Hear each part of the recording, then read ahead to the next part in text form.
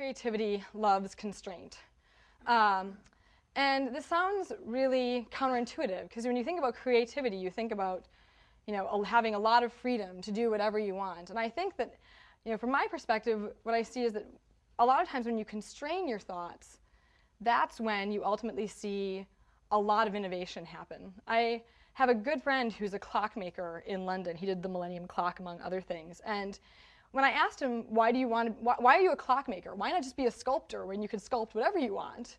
His answer was that when he was in art class as a student, he preferred to start on paper that had a mark on it already.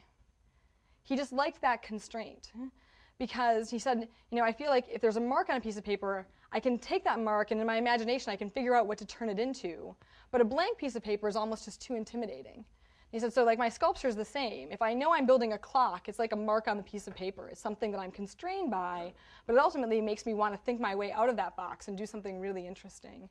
And I think you see the same thing happen inside of product development and inside of innovation. A lot of times it's when you say, okay, Google desktop search, we want it to run on 90% of computers. So it can't have a memory footprint larger than 8 megs, and it can't take more than this amount of disk. And what can we do with that? How will the files need to be stored? What kind of data will we be able to search?